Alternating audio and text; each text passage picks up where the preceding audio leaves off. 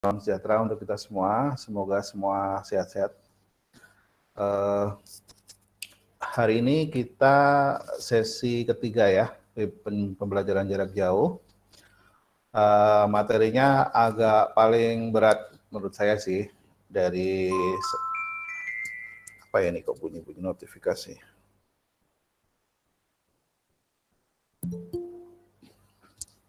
Masih ada yang masuk juga.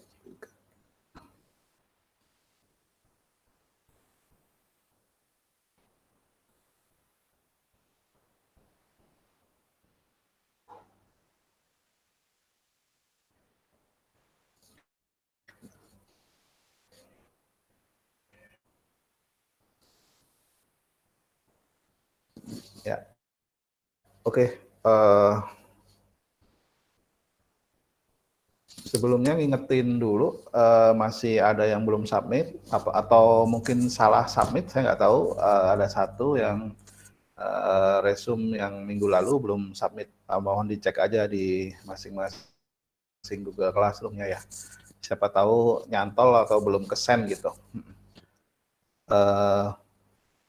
Materi PJJ ketiga ini relatif paling sulit karena untuk penganggaran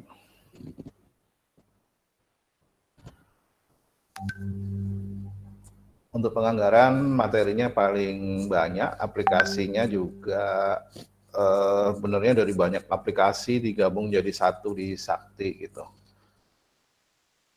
Jadi mungkin nanti kalau pengen ngerti banget sih perlu dibaca beberapa kali gitu ya, karena dari nomenklaturnya macam-macam, aplikasinya juga gampangnya dari perencanaan di Krisna, di Pepenas sampai dengan jadi DIPA. Setelah DIPA pun masih ada revisi-revisi DIPA sebenarnya, tapi kalau kita sebagian sudah kita skip karena akan mess up, jadi banyak banget nanti malah jadi pusing gitu. Karena setelah jadi DIPA pun masih ada namanya POK, namanya petunjuk operasional kegiatan, yang itu juga kalau nanti dunia kerja POK itu bisa revisinya bisa 10 kali misalnya. DIPA pun dulu bisa revisi sampai 10 kali, tapi sekarang dibatasi. Jadi kalau kita semakin banyak revisi DIPA, nilainya kita jadi jelek kementerian kita. Jadi sekarang dibatasi 4 kali revisi DIPA.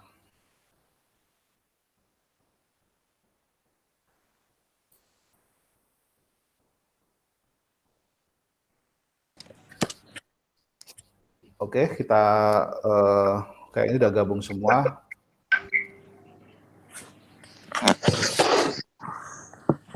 Mohon di silent, ada yang bocor. Baik, kita mulai mata kuliah sesi PJJ sesi 3 ini, judulnya siklus dan modul penganggaran. Nah, topik pembahasannya kita mengacunya seperti kita belajar SIA kemarin. Jadi di sini outline-nya adalah pendahuluan, nanti kita bicara bahas posisi penganggaran dalam sistem, kemudian kita bahas dasar hukum dan kerangka teori. Kemudian topik yang kedua, kita belajar proses bisnisnya. Nah, ini diagram alir, kita udah belajar flowchart, kita sampai level 0, nanti diagram konteks sampai dengan diagram alir level 0. Kemudian kita bahas prosedur penganggarannya. Kemudian meskipun kita nggak praktek, kita belajar gambaran umum aplikasinya. Nanti kalau pengen lihat seperti apa aplikasinya, bisa lihat di demo di video pembelajaran ya. Di video pembelajaran yang saya share kemarin, yang nomor 4 dan nomor 5 itu gambaran aplikasinya gitu. Meskipun kita nggak bisa praktek langsung, tapi paling nggak dengan demo bisa tahu kurang lebih dalemannya, fitur-fiturnya atau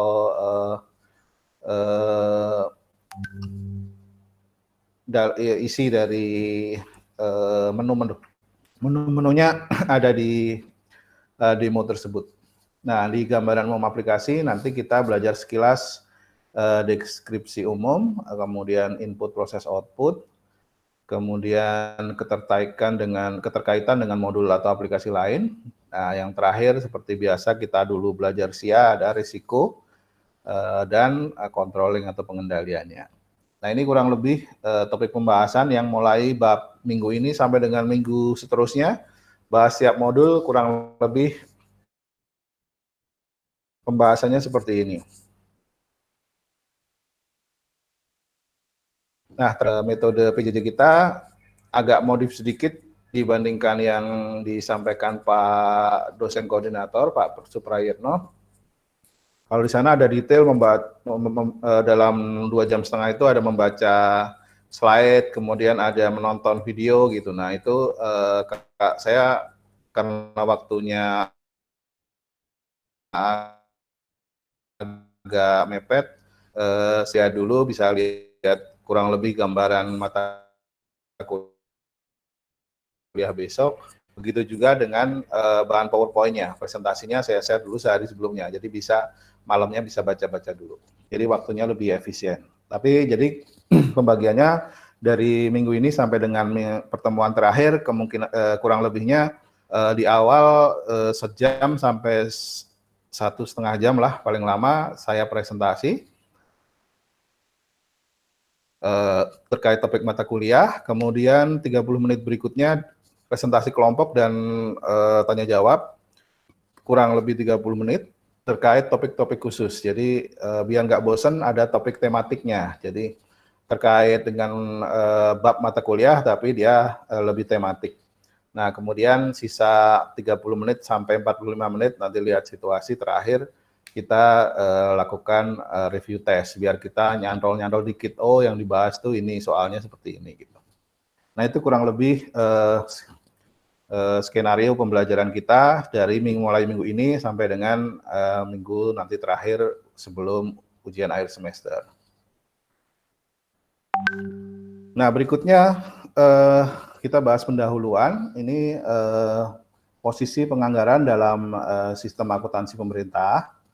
Ini Integrated Financial Management Information System-nya Indonesia. Ini hasil ya World Bank selalu pakai ini, World Bank pakai ini. Kemudian di jurnalnya Pak Sudarto juga ini dipakai gitu. Jadi sistem perbendaharaan dan anggaran negara terdiri dari budget dan treasury. Nah, di sini database-nya adalah SPAN, kemudian siklusnya kita sudah pelajari dari kemarin, dari penyusunan anggaran, sirkuler, sampai dengan audit dan evaluasi. Nah, penganggaran ini di sisi budget nih, penyusunan anggaran, jadi B, dia terpisah dari perbendaharaan atau treasury. Nah, budget ini ada dua sebenarnya. Selain budget yang menggunakan SPAN ini, ada satu lagi yang di perencanaannya sebelum masuk budget ini, sebelum masuk penyusunan anggaran, ada perencanaan dengan aplikasi Krishna dari Bappenas. Nah, ini kurang lebih letaknya di sini, jadi dia termasuk other, Bappenas tadi, Krishna, baru di SPAN-nya di penyusunan anggarannya. Nah, berikutnya terkait dasar hukum. Ini silahkan dibaca-baca kalau ada waktu. Biasa paket Undang-Undang Keuangan Negara, kemudian PP-PP-nya, kemudian ada beberapa peraturan Menteri Keuangan. Ini ada PMK klasifikasi anggaran, kemudian ada PMK tata cara perencanaan penetapan alokasi pengesahan dokumen pelaksanaan anggaran BUN. Kemudian ada PMK petunjuk penyusunan dan penelaahan RKKL dan pengesahan DIPA. Kemudian terakhir PMK tentang perubahan atas PMK 39 tentang tata cara revisi anggaran tahun anggaran 2020. Nah, ini kurang lebih peraturan-peraturan yang mengatur mengenai perencanaan dan penganggaran di pemerintahan Republik Indonesia. Berikutnya kita belajar kerangka teorinya. Nah, ini definisi anggaran. Yang pertama menurut Kamus Besar Bahasa Indonesia, ini menganggar, jadi artinya adalah mengira-ira atau memperhitungkan. Kemudian menganggarkan sebagai kata kerja, dia memperhitungkan biaya dan sebagainya. Dan anggaran sebagai kata benda artinya adalah perkiraan, perhitungan, aturan, atau taksiran mengenai penerimaan dan pengeluaran kas yang diharapkan untuk periode yang akan datang. Ini dari Kamus Besar Bahasa Indonesia. Nah, kemudian definisi anggaran, penganggaran sebagai kata kerja adalah proses mengikhtisarkan rancangan pengeluaran dan penerimaan keuangan selama jangka waktu tertentu. Kemudian kegiatan mengalokasikan sumber daya untuk mencapai sasaran usaha dalam jangka waktu tertentu. Nah, ini kalau menurut literatur budgeting, penganggaran adalah suatu proses pengambilan keputusan menurut Cope. Kemudian penganggaran adalah suatu program yang mencakup estimasi penerimaan dan pengeluaran dalam suatu organisasi menurut Hartman. Kemudian penganggaran adalah aktivitas yang terkait dengan perencanaan dan pengawasan. Penganggaran adalah suatu rencana keuangan menurut Bailey. Nah, sedangkan menurut KSAP, anggaran merupakan pedoman tindakan yang akan dilaksanakan pemerintah, meliputi rencana pendapatan, belanja, transfer, dan pembiayaan yang diukur dalam satuan moneter rupiah, serta disusun menurut klasifikasi tertentu secara sistematis untuk satu periode.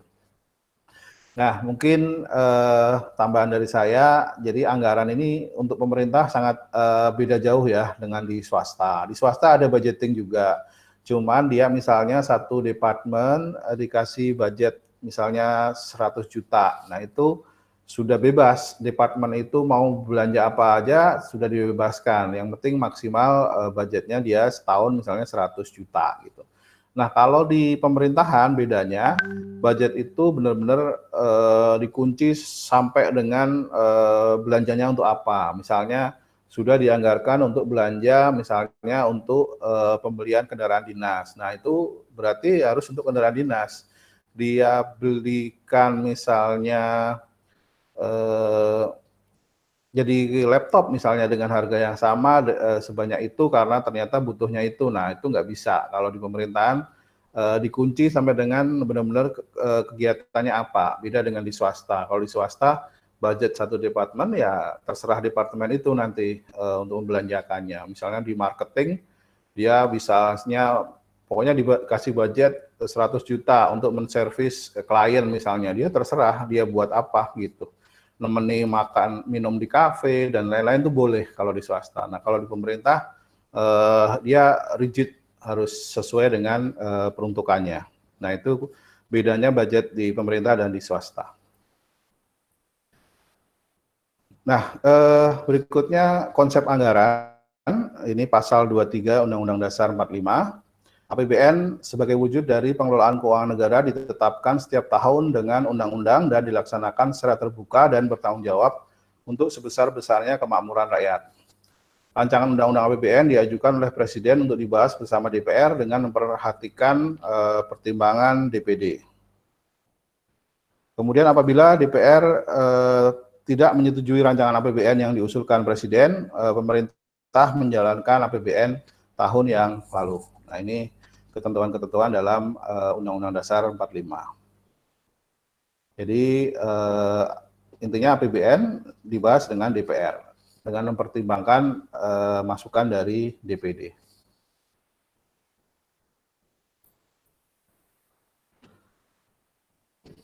Berikutnya fungsi dari anggaran. Yang pertama di sini fungsi anggaran ada 6. Yang pertama adalah fungsi otorisasi. Anggaran negara menjadi dasar untuk melaksanakan pendapatan dan belanja pada tahun yang bersangkutan. Nah, ini jadi sangat penting di sini fungsi otorisasi. Bahkan misalnya kita sudah punya anggaran, sudah punya rencana, tapi DIPA-nya belum terbit misalnya. Sampai Januari misalnya DIPA-nya masih proses, atau kita mau merubah kegiatan, misalnya semula kita pengen mengadakan sosialisasi, kemudian kita rubah kita ternyata nggak butuh-butuh amat sosialisasi, kita rubah menjadi pembelian komputer atau laptop misalnya. Nah itu kalau sebelum revisi DIPA-nya itu benar-benar keluar, selesai disahkan, kita nggak boleh tuh belanja komputer dulu gitu, karena dianggarkannya tadinya misalnya untuk kegiatan sosialisasi misalnya. Nah sampai segitu, jadi benar-benar nggak boleh kita melaksanakan kegiatan sebelum anggarannya ada atau disahkan. Yang kedua adalah fungsi perencanaan. Anggaran negara menjadi pedoman bagi manajemen dalam merencanakan kegiatan pada tahun-tahun yang bersangkutan. Nah, ini untuk perencanaan, sama sebenarnya di swasta juga bisa. Kemudian fungsi pengawasan, anggaran negara menjadi pedoman untuk menilai apakah kegiatan penyelenggaraan pemerintahan negara sesuai dengan ketentuan yang telah ditetapkan. Jadi nanti pemeriksa akan memeriksa realisasi dibandingkan dengan anggarannya, apakah sesuai dengan yang direncanakan, apakah ada yang melebihi anggarannya, apakah dalam pelaksanaannya ada penyimpangan atau tidak. Berikutnya fungsi alokasi, anggaran negara harus diarahkan untuk mengurangi pengangguran dan pemborosan sumber daya serta meningkatkan efisiensi dan efektivitas perekonomian. Nah, ini gunanya anggaran bisa membatasi belanja-belanja agar satker-satker tidak melakukan belanja negara yang tidak perlu atau pemborosan. Misalnya dulu awalnya saya kasih contoh belanja berjalan dinas, PNS berjalan dinas dulu dikasih namanya lamsam. Jadi kita misalnya berjalan dinas dari Jakarta ke Yogyakarta, kita dianggarkan lamsam 3 juta. Jadi terserah kita mau nginep di hotel, mau tidur di rumah saudara, pokoknya anggarannya segitu 3 juta gitu. Nah itu bisa dimanfaatkan ternyata pemborosan. Nah, sekarang dibatasi harus benar-benar sesuai at cost. Kita naik kendaraan apa, kita tidur di hotel mana, itu dipertanggungjawabkan sesuai yang apa yang kita keluarkan. Jadi misalnya ternyata sehari di Jogja habisnya cuma 1,5 juta, ya yang kita klaim ke negara 1,5 juta. Jadi sesuai at cost. Kalau dulu kita bisa klaim sampai dengan 3 juta misalnya, karena dianggarkan 3 juta. Nah, itu menguntungkan bagi yang melakukan perjalanan dinas, tapi merugikan negara, karena pemborosan. Harusnya cukup 1,5 juta, negara harus mengeluarkan anggaran 3 juta per orang misalnya. Kemudian fungsi distribusi, ini kebijakan anggaran negara harus memperhatikan rasa keadilan dan kepatutan. Nah, ini misalnya ada mandatory spending. Jadi pendidikan, kesehatan itu adalah program-program prioritas pemerintah. Nah, di situ nanti dipaksa bahwa anggaran untuk pendidikan minimal 20%, anggaran untuk kesehatan misalnya di APBN minimal 5%. Jadi negara harus menjamin bahwa pelayanan pendidikan, kesehatan masyarakat bisa terpenuhi. Jadi nggak bisa lagi, kalau dulu kan bisa sewenang-wenang, pemerintah misalnya lagi concern misalnya infrastruktur, ya nanti digedein di infrastruktur, pendidikan, kesehatan terbengkalai misalnya. Kalau sekarang pendidikan, kesehatan, infrastruktur semua sih masih sekarang jadi prioritas gitu. Nah misalnya kalau di Pemda misalnya, Pemda ada yang ugal-ugalan, dia untuk mensejahterakan karya PNS-nya, belanja pendidikannya, belanja pegawai sampai dengan 80% atau 70% belanja pegawai, anggaran APBD itu untuk belanja pegawai misalnya. Nah itu nggak boleh gitu kan, makanya sekarang ada mandatory spending tadi, pendidikan harus dialokasikan sekian, kesehatan sekian, infrastruktur sekian gitu. Nah sisanya baru boleh untuk belanja pegawai misalnya, itu fungsi distribusi. Kemudian fungsi stabilisasi, anggaran pemerintah menjadi alat untuk memelihara dan mengupayakan keseimbangan fundamental perekonomian. Nah, ini juga penting, misalnya seperti kemarin triwulan 2 kita drop pertumbuhan PDB-nya minus 5,3% misalnya. Ternyata salah satunya gara-garanya, meskipun penyebab utamanya sih belanja ini ya, konsumsi masyarakat.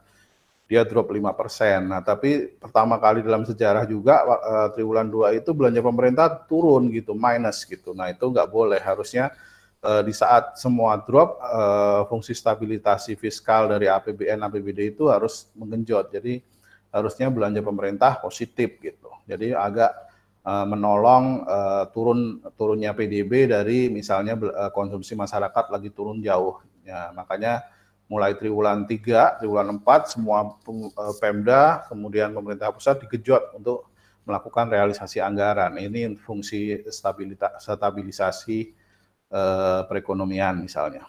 Nah, ini fungsi-fungsi dari anggaran. Berikutnya pendekatan dalam penyusunan anggaran. Ini ada triangle, ada segitiga, ada MTEF, Medium Term Expenditure Framework, kemudian PBB, Performance Based Budgeting, dan Unified Budgeting. Nah, ini pendekatannya yang pertama adalah Unified Budget atau penganggaran terpadu, adalah pendekatan penganggaran yang dilakukan dengan mengintegrasikan seluruh proses perencanaan dan penganggaran di lingkungan KL untuk menghasilkan dokumen RKKL sesuai dengan klasifikasi anggaran menurut organisasi, fungsi, dan jenis belanja. Kemudian penganggaran berbasis kinerja atau performance based budgeting adalah pendekatan penganggaran yang dilakukan dengan memperhatikan keterkaitan antara pendanaan dengan keluaran dan hasil yang diharapkan, termasuk efisiensi dalam pencapaian hasil dan keluaran tersebut. Kemudian yang terakhir, kerangka pengeluaran jangka menengah atau MTF, pendekatan penganggaran berdasarkan kebijakan dengan pengambilan keputusan yang menimbulkan implikasi anggaran dan dalam jangka waktu yang lebih dari 1 tahun anggaran. Nah, ini pokok-pokok terkait penganggaran yang harus kita pahami nih, Unified Budget, Performance Based Budgeting, dan MTF. Ini tiga-tiganya pasti muncul di mana-mana nih. Nah, sekarang misalnya Performance Based Budgeting ini lagi digenjot di mana-mana. Jadi intinya misalnya transfer ke daerah dan dana desa misalnya. Sekarang larinya ke performance based. Jadi ada dana insentif daerah misalnya. Jadi Pemda-Pemda yang kinerjanya bagus, dia akan dapat anggaran yang lebih lewat dana insentif daerah. Dia ditambahin dananya karena dia berhasil mengelola APBD-nya dengan bagus. Kemudian MTF, kalau MTF ini baru, dulu anggaran tahunan, sekarang kita tiap nyusun anggaran harus ada medium term-nya, ada perkiraan 3 tahun ke depan. Nah, ini beberapa pendekatan penyusunan anggaran, ada 3, kita harus pahami semua. Kemudian berikutnya masih di kerangka teori adalah komponen pokok pendekatan anggaran terpadu. Nah, ini yang pertama adalah satuan kerja sebagai kuasa pengguna anggaran untuk melaksanakan semua kegiatan. Kemudian yang kedua, komponen yang kedua, kegiatan, ini dalam rangka mewujudkan sasaran program dari unit organisasi, satu program untuk satu unit eselon 1. Ini yang berlaku sekarang, yang nanti akan kita rubah lewat RSPP yang akan dibahas nanti Mas Zaki dan kawan-kawan. Kemudian keluaran adalah keluaran yang jelas dan tidak tumpang tindih dengan keluaran dari kegiatan lain. Kemudian jenis belanja yang ditetapkan dengan kriteria yang sama untuk semua kegiatan. Berikutnya komponen pokok yang terakhir adalah dokumen anggaran, 1 dokumen perencanaan, 1 dokumen penganggaran, dan 1 dokumen pelaksanaan anggaran. Nah, nanti ada 1 dokumen perencanaan, kemudian 1 dokumen penganggaran RKKL, kemudian 1 dokumen pelaksanaan anggaran DIPA-nya. Jadi nanti renja KL, RKKL, baru DIPA. Nah, ini istilah-istilah di anggaran ini memang paling susah, makanya saya bilang bab ini yang paling rumit nih, karena mekanismenya banyak banget, dulu aplikasinya banyak banget, nanti kita dilihat di akhir banyak aplikasi existing yang dijadikan satu dalam modul penganggaran Sakti. Nah, berikutnya kita pelajari siklus dari APBN. Nah, ini perjalanan satu siklus. Anggaran membutuhkan waktu kurang lebih 2,5 tahun. 1 tahun perencanaan, 1 tahun pelaksanaan, dan setengah tahun pertanggungjawaban. Nah, ini gambarannya Misalnya untuk anggaran ini anggaran 2014. Jadi direncanakannya selama setahun 2013, kemudian dilaksanakan di 2014, kemudian nanti diaudit sampai dengan selesai setengah tahun sampai dengan Mei biasanya keluar hasil audit BPK itu di tahun 2015. Nah, di 2014 sendiri, selain dia melaksanakan anggaran, kita udah mulai lagi menganggarkan untuk tahun 2015. Nah, ini di sini. Jadi siklusnya kurang lebih 2,5 tahun. Perencanaan sendiri, kemudian pelaksanaan, kemudian audit. Nah, di pelaksanaan tadi double kerjanya. Selain melaksanakan anggaran, kita mulai merencanakan untuk tahun berikutnya. Nah, ini terdiri atas proses teknokratis, politis, dan administratif. Nah, ini nanti kalau yang kerja misalnya di bagian anggaran, kayak saya di DJPK, ya anggaran daerah, ini kita ngalamin ini proses teknokratis, politis, administratif. Nanti yang misalnya di Pemda pun, di bagian keuangan, dia akan ngalamin teknokratis, politis, administratif. Misalnya saya di dana desa misalnya, saya udah susun formula pembagian dana desa yang seadil-adilnya untuk seluruh desa gitu. Ternyata di DPR nanti ada politis, DPR misalnya nggak mau, misalnya, oh jangan dengan formula dana desa seperti itu, nanti desa-desa di Papua, di NTT, di Maluku akan turun dana desanya. Akhirnya dipakailah misalnya istilah diputuskan hot hamless, jadi yang naik boleh naik, tapi yang udah nerima nggak boleh turun misalnya. Nah itu proses teknokratis, proses politis. Meskipun secara teknokratis di Papua satu desa penduduknya hanya 100 orang, dibandingkan dengan di Jawa penduduknya 4.000, 5.000 orang. Kan kalau dapatnya sama nggak adil gitu. Tapi disitulah ada proses politis di DPR yang harus kita hadapi. Kemudian ada proses administratif, ya ini yang kita pelajari ini proses administratifnya. Nanti bagaimana penganggaran dari Renja, kemudian RKAKL, kemudian DIPA, revisi DIPA, sampai dengan POK. Nah, di sini siklusnya dari Januari, bulan Januari kita melakukan Februari kita menyiapkan resource envelope, kemudian Maret kita keluar pagu indikatif. Jadi kira-kira pagu tahun depan berapa? Masih bisa berubah tapi dia biasanya dari nanti ada penjelasannya. Biasanya dia dari MTEF. Jadi angka tahun depan pun sebenarnya kita sudah rencanakan. Kita merencanakan tahun ini dengan menyampaikan 3 tahun ke depan.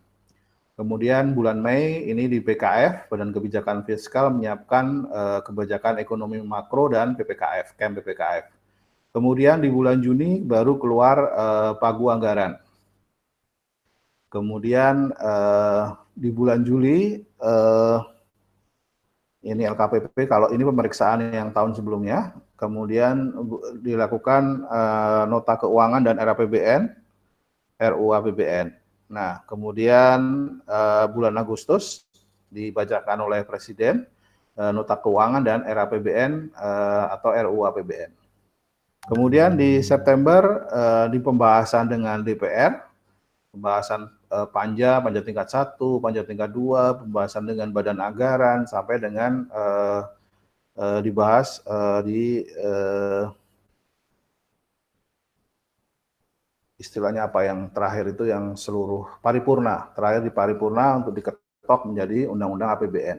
Nah ini baru kemudian pagu alokasi dan undang-undang APBN, ini nanti keluar lampiran perpres APBN yang benar-benar itu keluar alokasi anggarannya masing-masing. Nah ini kurang lebih siklusnya penganggaran yang akan kita bahas satu demi satu.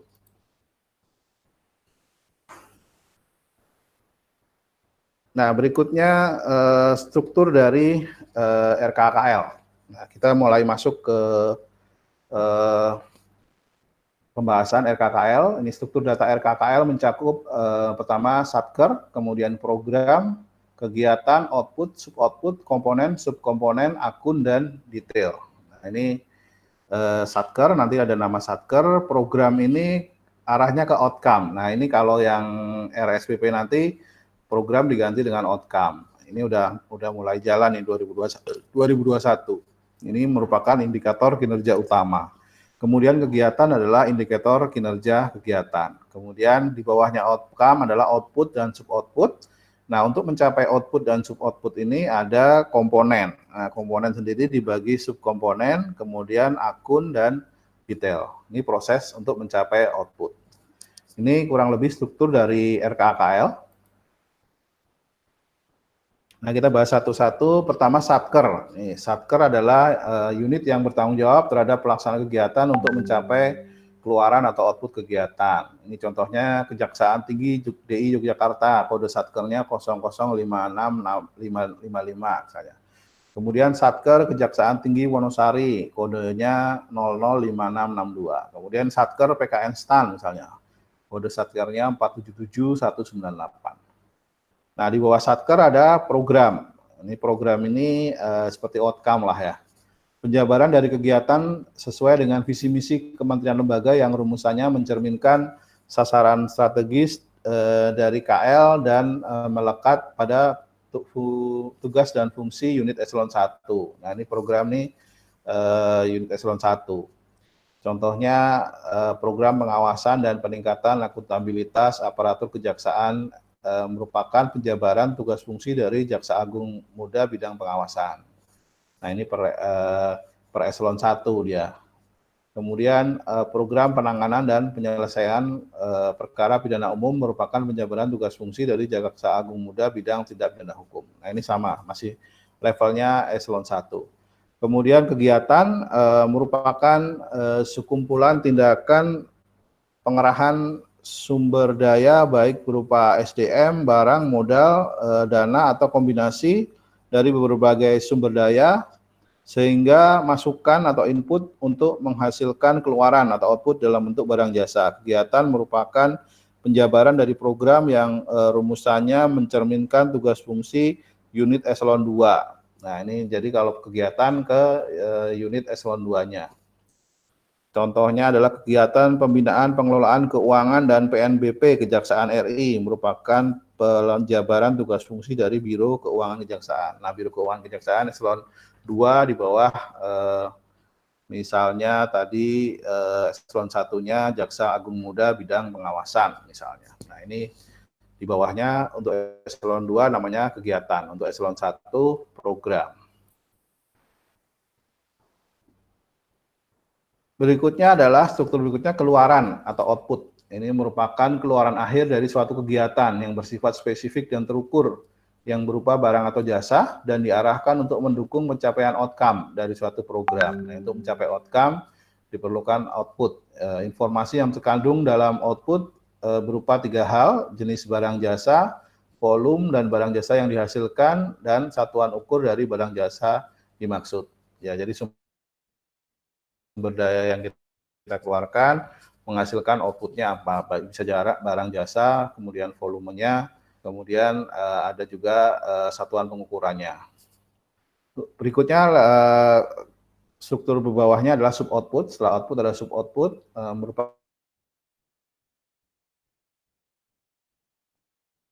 sub output merupakan ruang lingkup yang masih satu rumpun dengan lingkup output di level atasnya, berbeda dengan nomenklatur output yang sudah didefinisikan di awal pengisian RKKL.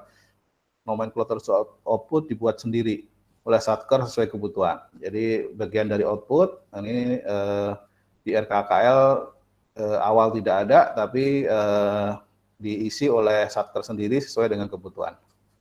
Nah, berikutnya komponen. Komponen ini untuk tadi yang level bawah untuk mencapai output. Merupakan struktur input, ya, komponen ini inputnya jadinya. Komponen merupakan struktur input berupa tahapan yang diperlukan dalam pencapaian output atau sub output. Komponen dapat juga merupakan struktur pendukung dalam pencapaian output atau sub output. Berikutnya subkomponen. Nah, ini ada typo, ini ke copy atasnya, intinya dia bagian dari komponen untuk mencapai tadi tujuan dari keluaran output maupun sub output. Nah, di bawah sub output ada akun. Nah, ini akun merupakan kodifikasi pengeluaran atau penerimaan pada pos tertentu yang menunjukkan jenis belanja, Jadi dalam satu jenis belanja dapat mencakup beberapa akun. Nah, kode akun terdiri atas 6 digit, sedangkan kode jenis belanja merupakan 2 digit pertama dari kode akun yang bersangkutan. Jenis belanja pada RKKL meliputi belanja pegawai, kode 51, belanja barang, kode 52, belanja modal, kode 53, dan belanja sosial, kode 57. Nah, ini kode 5 ini kode belanja. Nah, ini dicontohkan ada kode 57, 571111. Tadi 57 disebutkan adalah belanja sosial. Jadi belanja rehabilitasi sosial dalam bentuk uang. Lalu 571112 belanja rehabilitasi sosial dalam bentuk barang dan jasa. Nah, dua kode pertama ini jenis belanjanya. Kata tadi kalau 51 belanja pegawai, 52 belanja barang, 53 belanja jasa. Belanja modal maksudnya. Nah, 57 belanja sosial. Nah, setelah akun, di bawahnya adalah item atau detail, merupakan penjabaran rinci dari suatu akun yang meliputi uraian belanja, volume, satuan, harga satuan, dan jumlah biaya. Ini contoh untuk kode 52111, belanja keperluan perkantoran. Ini misalnya keperluan sehari-hari perkantoran. Volumenya 1, satuannya paket, harganya 42.440.000, jumlahnya 42.440.000. Kemudian ada belanja langganan koran dan majalah 6 buah kali 12 bulan, jadi 72 buah, harganya per item 180.000, jadilah setahun 12.960.000 dan seterusnya. Ini namanya detail item. Penjelasan penjabaran rinci dari akun. Nah, ini sampai di sini struktur RKKL. Yang tadi dari satker, kemudian program, kemudian kegiatan, output, sub-output, kemudian komponen, subkomponen, akun, dan detail.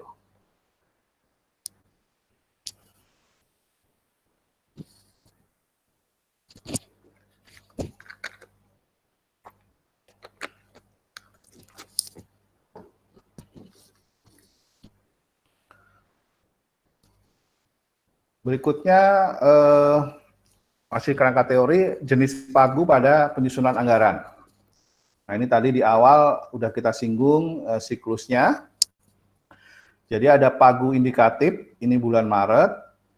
Tadi saya sampaikan dia hasil dari review KPJM, kerangka pembangunan jangka menengah. Jadi tiap bikin budget, kita bikin budget ke 3 tahun ke depan. Tahun ini, tahun depan berapa, tahun depannya berapa. Nah, jadi kita based on-nya misalnya review tahun lalu direncanakan sekian. Nah, tapi ada tambahan inisiatif baru. Jadi program kegiatan yang merupakan yang tahun lalu belum terpikirkan, baru ada idenya tahun ini sesuai dengan prioritas satker misalnya. Jadi ditambahlah ini inisiatif baru. Nah, makanya biasanya kalau dibahas dengan Bappenas atau DJA pembahasan anggaran yang dibahas lama biasanya yang new inisiatif ini. Kalau yang anggaran-anggaran lama yang berulang biasanya nggak terlalu dibahas dalam. Pagu indikatif adalah ancar-ancar pagu anggaran yang diberikan kepada kementerian lembaga sebagai pedoman dalam penyusunan rencana KL. Nah, kemudian di bulan Juni ada pagu anggaran. Pagu anggaran KL adalah batas tertinggi anggaran yang dialokasikan kepada kementerian lembaga dalam rangka penyusunan RKKL. Jadi dia sudah dikasih pagu maksimalnya. Nah, ini penghitungannya dari pagu indikatif ditambah dengan penyesuaian angka dasar. Ini penyesuaian angka dasar adalah penyesuaian terhadap perkembangan asumsi makro dan atau kebijakan. Jadi misalnya asumsi makronya tahun depan ada inflasi 5% gitu. Berarti jadi anggarannya bisa di-up 5%.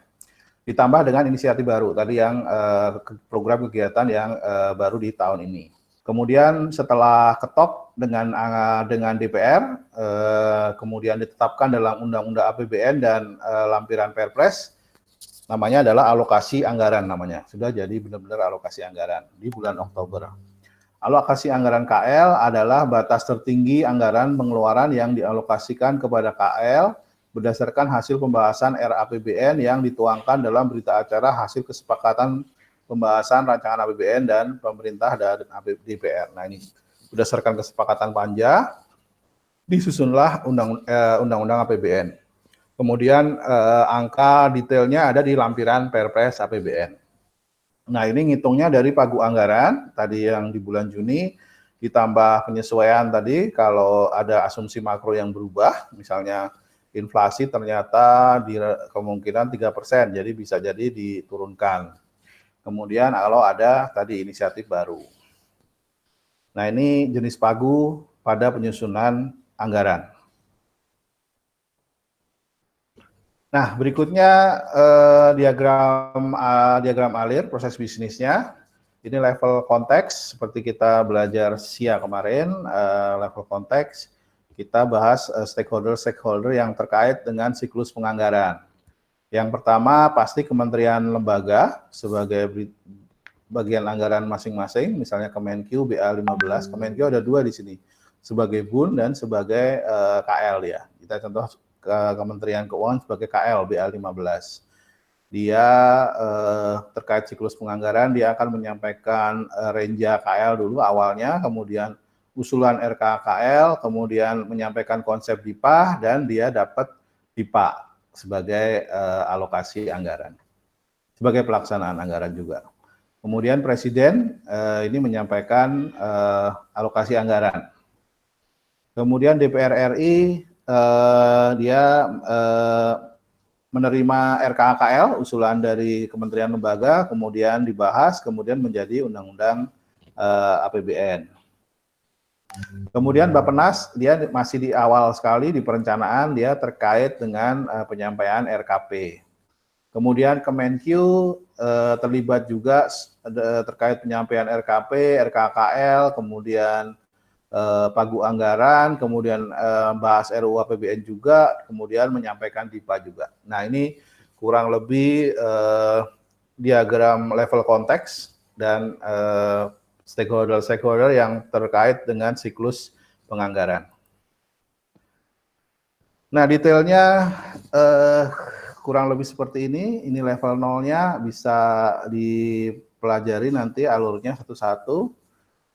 Misalnya saya kasih contoh yang level 1.0 perencanaan anggaran, tentu saja dari database-nya dari database Renja KL, kemudian Bappenas menyampaikan RKP, kemudian menerima Renja KL, usulan dari masing-masing KL, kemudian misalnya Kementerian Keuangan, KL dulu ya, Kementerian Lembaga dulu, dia menyampaikan Renja KL, kemudian menerima perencanaan dan pagu indikatif, masih di awal dia dapat pagu indikatif, hasil akhirnya adalah pagu indikatif. Nah, Kemenkyu sama dia menyampaikan RKP, kemudian mendapat Renja KL.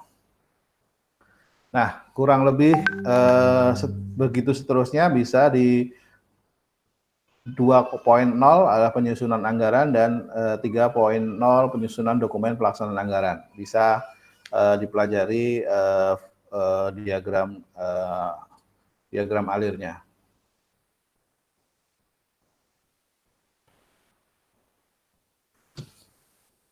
Nah, berikutnya kita ulas lagi prosedur penganggaran, siklus lagi, tapi ini lebih detail lagi per bulannya ini. Jadi kita bahas dari Januari. Januari adalah konsep kebijakan RAPBN.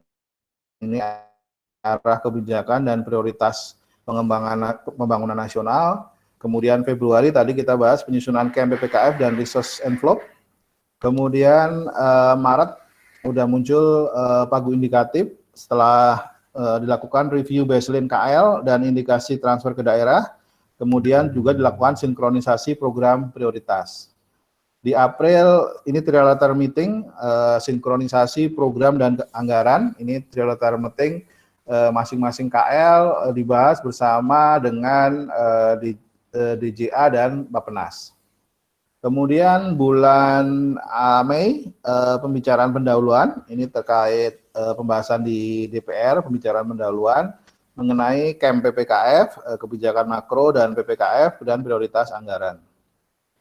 Kemudian Juni sudah muncul pagu anggaran berdasarkan surat Menteri Keuangan dan Bappenas. Kemudian Juli penyusunan dan penelaahan RKKL ditelaah, kemudian himpunan RKKL, gabungan RKKL disusunlah RUU dan nota keuangannya untuk dibacakan Presiden di depan DPR. Kemudian September pembahasan RAPBN, pembicaraan tingkat 1, kemudian diketok biasanya Oktober. Oktober ini ketok pengesahan Undang-Undang APBN. Kemudian dilakukan penelaahan RKKL lagi, kemudian jadilah Perpres rincian APBN. Ini udah benar-benar alokasi anggaran. Nah, kemudian di tadi November ya, kemudian Desember baru disahkan DIPA dan diserahkan DIPA KL dan non KL ke masing-masing kementerian lembaga. Nah, ini kurang lebih detailnya bulan per bulan dari siklus penyusunan APBN.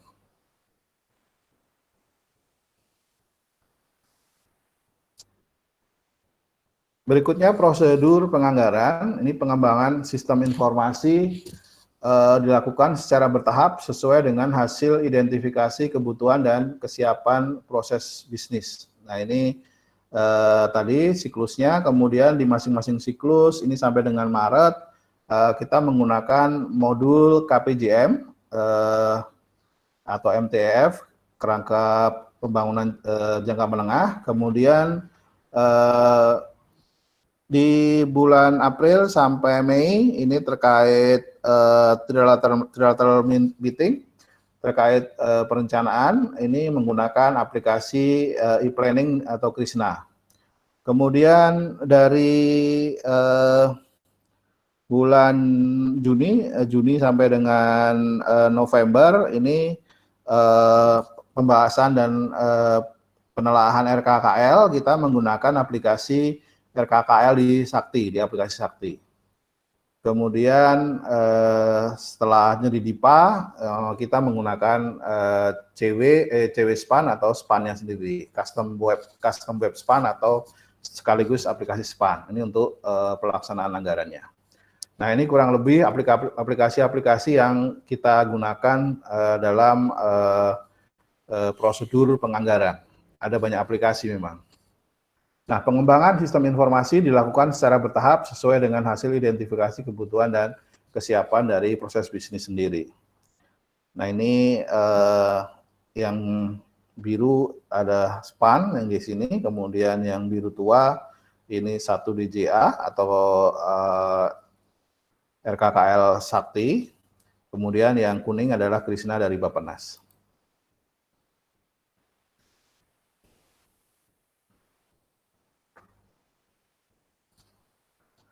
Nah, berikutnya masih prosedur penganggaran, ini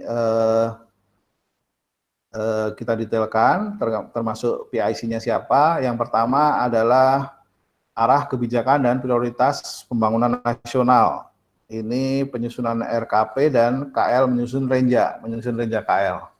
PIC-nya Kemenq dan Bappenas, termasuk sampai dengan step penyusunan dan penerapan pagu indikatif. Sampai dengan pagu indikatif, ini PIC-nya Kemenq dan Bappenas. Untuk penyusunan dan penerapan pagu indikatif, kegiatannya adalah penyusunan awal RAPBN dan surat bersama tentang pagu indikatif RKP.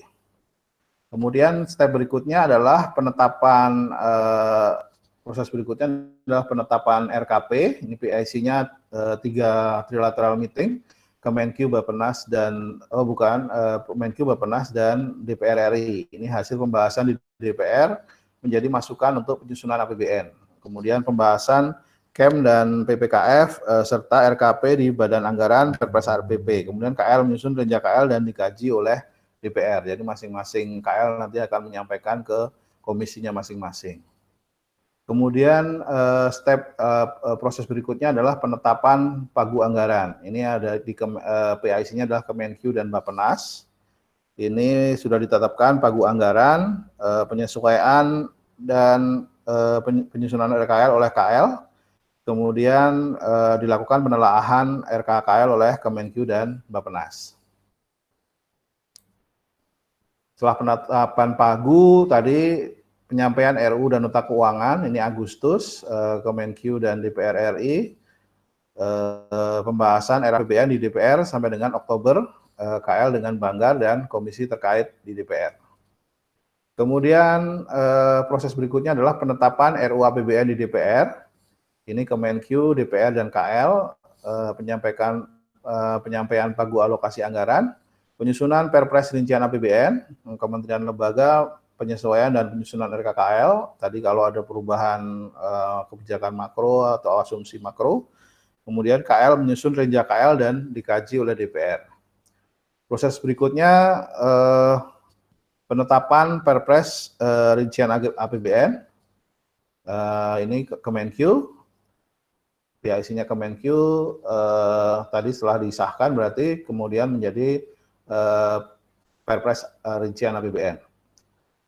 Di KL menyusun DIPA KL, kemudian direview lagi, jadilah penetapan DIPA.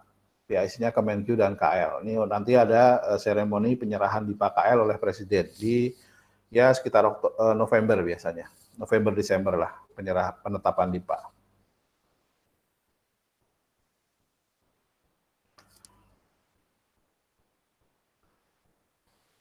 Berikutnya ini penting nih, slide ini menggambarkan dalam satu slide siklusnya deskripsi umum, input, proses, dan output. Ini misalnya perencanaan anggaran menggunakan aplikasi Krishna. Dia mengolah data rencana kinerja anggaran KL, kemudian sinkronisasi perencanaan, penganggaran, dan informasi kinerja KL, dan menghasilkan data referensi RKKL. Ini menggunakan aplikasi Krishna. Ini prosesnya adalah masih di perencanaan, di Bappenas. Inputnya adalah informasi tentang visi misi KL, sasaran strategis, dan program dan kegiatan. Nah, kemudian output dari Krishna ini adalah RKP, rencana kerja pemerintah, dan Renja, rencana kerja kementerian lembaga. Nah, output dari perencanaan anggaran ini menjadi input dari penyusunan anggaran. Nah, ini RKP, Renja KL, kemudian ditambah input lain yaitu data pendukung, KAK dan TOR dan RAB-nya, kemudian kertas kerja, outputnya menjadi RKKL. Jadi RKP menjadi RKKL, Undang-Undang APBN, dan Perpres rincian APBN. Nah, ini tahap penyusunan anggaran. Ini menggunakan aplikasi Sakti tadi yang di gambar yang bulat tadi. Nah, ini mengolah data RKKL sebagai bahan penyusunan RUU APBN dan Perpres rincian APBN, dan modul penganggaran Sakti digunakan bagi Satker pada KL pemerintah pusat. Nah, output dari penyusunan anggaran berupa RKKL, Undang-Undang APBN, dan Perpres rincian APBN ini menjadi input dalam penyusunan DIPA dan menjadi outputnya menjadi DIPA. Nah, ini untuk penyusunan DIPA menggunakan aplikasi Span Sakti, utamanya aplikasi modul penganggaran. Nah, ini mengolah data RKKL menjadi dokumen pelaksanaan anggaran atau DIPA, kemudian DJA dan DJPB menggunakan Span untuk proses penerbitan DIPA sebagai dasar pelaksanaan kegiatan bagi Satker dan dasar pencairan dana atau pengesahan bagi BUN atau kuasa BUN. Nah, ini gambaran utuhnya di sini sebenarnya kalau pengen tahu dari penganggaran dari perencanaan, penyusunan sampai dengan penyusunan DIPA. Nah, kita beralih ke topik tadi, gambaran umum aplikasi, biar nanti pas kerja nggak kaget, kurang lebih aplikasinya seperti apa. Nah, ini dashboardnya aplikasi Krishna nih contohnya. Seperti ini, Krishna adalah kepanjangan dari kolaborasi, perencanaan, dan informasi kinerja penganggaran. Hanya kolaborasi, R-nya perencanaan, IS-nya informasi, N-nya kinerja, A-nya penganggaran. Krisna merupakan sistem informasi yang mengintegrasikan beberapa sistem informasi terkait dengan perencanaan, penganggaran, dan informasi kinerja anggaran. Aplikasi ini merupakan wujud sinkronisasi aplikasi antara Kementerian Perencanaan Pembangunan Nasional Bappenas, Kementerian Keuangan, dan Kemenpan RB. Jadi aplikasi ini tiga lah ya, sinergi dari tiga kementerian. Kemenkeu ikut terlibat juga. Kemudian melalui Krisna, setiap perencanaan program dan anggaran akan disusun secara transparan dan akuntabel. Nah ini nanti banyak manfaatnya, nanti saya jelaskan di belakang. Kemudian aplikasi Krisna saat ini menggunakan Krisna 3.0. Nah, Krisna memproses data perencanaan anggaran dan kinerja setiap KL, SKPD, adapun data yang dihasilkan Krisna adalah data rencana kerja pemerintah dan rencana kinerja kementerian lembaga. Kemudian data rencana KL menjadi input data untuk proses penganggaran yang akan dilakukan melalui modul penganggaran pada Span Sakti. Ini penggunanya adalah aplikasi Krisna, penggunanya KL pada pemerintah pusat dan SKPD pemerintah daerah. Jadi pusat daerah pakai karena ini tujuannya untuk sinkronisasi program kegiatan pusat dan daerah. Inputnya adalah informasi visi dan misi, kemudian informasi sasaran strategis dan program kegiatan. Outputnya tadi menjadi RKP, Rencana Kerja Pemerintah, dan Renja KL, Rencana Kerja Anggaran Kementerian Lembaga. Ini aplikasi Krisna. Berikutnya di aplikasi Krisna ada proses sinkronisasi data perencanaan dan penganggaran. Ini diproses misalnya di proses perencanaan, planning fase, ini KL, Bappenas, DJA, trilateral meeting menggunakan aplikasi Krisna. Ini untuk referensi pembangunan nasional, baik program, kegiatan, output, dan prioritas. Kemudian di fase budgeting, penganggaran, ini antara KL dan DJA, pembahasan, ini aplikasi yang digunakan adalah aplikasi Sakti, modul anggaran, dan satu anggaran atau satu DJA. Yang sekarang nantinya akan langsung ke SPAN ini, ke depannya. Kemudian DIPA ke SPAN. Kemudian di execution fase di pelaksanaan, ini terkait pendipaan. Ini ada KL, DJA, DJPB, menggunakan aplikasi Sakti, modul anggaran, satu anggaran, dan revisi DIPA dengan SPAN. Nah, ini kurang lebih proses sinkronisasi data perencanaan dan penganggaran.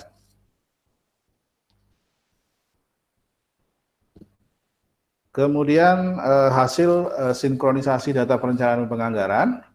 Ini untuk RKP, di sini adalah kewenangan dari Bappenas. Ini terkait sinkronisasi program pembangunan nasional, baik prioritas nasional maupun non-prioritas.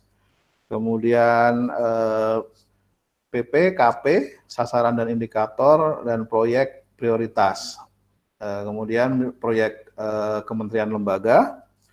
Menjadi berikutnya adalah integrasi Renja KL dan ADIK. Nah, ini kewenangannya Renja KL dan ADIK ini ada di kewenangan bersama. Jadi kewenangan bersama Kementerian Keuangan dan Bappenas.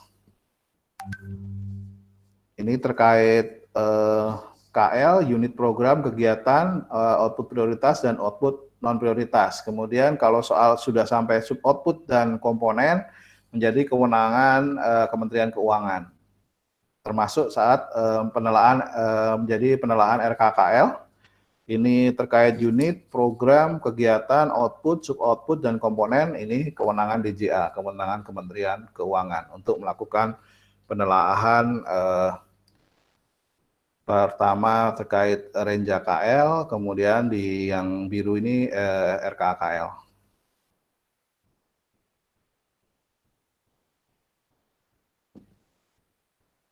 Nah, berikutnya gambaran umum aplikasi SPAN dan Sakti di modul penganggaran. Nah, kalau nanti demonya RKKL di modul penganggaran Sakti ada di video pembelajaran kalau ingin lihat. Nah, Kita bahas sekarang fitur-fiturnya, misalnya Sakti modul penganggaran. Tadi sementara ini 7KL sudah menggunakan Sakti, yang lain masih menggunakan aplikasi RKKL DIPA yang masih terpisah. Nah, tapi mulai 2020 ini ada yang aplikasi Sakti modul penganggaran yang web based tadi yang kita bahas minggu kemarin. Nah, Sakti modul penganggaran adalah modul yang melakukan proses penyusunan RKA sampai dengan penyusunan dokumen pelaksanaan anggaran, termasuk di dalamnya proses perencanaan, penyerapan anggaran, dan penerimaan dalam periode 1 tahun anggaran. Nah, ini fitur-fitur di aplikasi Sakti modul penganggaran adalah fungsi penyusunan SBK, jadi ada standar biaya keluaran, SBK total, dan SBK indeks. Kemudian ada fitur fungsi penyusunan anggaran, kertas kerja RKKL DIPA, kemudian belanja pendapatan atau penerimaan, informasi BLU, informasi falas atau PHLN, KPJM, dan data pegawai. Kemudian ada fitur fungsi penyusunan rencana penarikan dan penerimaan dana. Ini terkait halaman 3 DIPA, annual financial plan, dan per bulan dalam 1 tahun. Jadi di DIPA itu ada DIPA lembar ketiga yang isinya rencana penarikan data per bulan dalam 1 tahun. Kemudian ada fungsi pembuatan usulan revisi. Kalau revisi Satker namanya POK.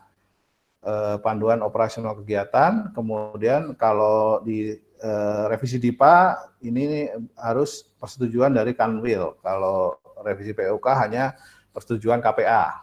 Nah, tapi kalau ada perubahan perpindahan mata anggaran, misalnya dari belanja perjalanan dinas ke belanja lain, belanja pegawai atau belanja barang jasa, nah itu namanya revisi DIPA harus disahkan oleh Kanwil Perben atau Kanwil DJA.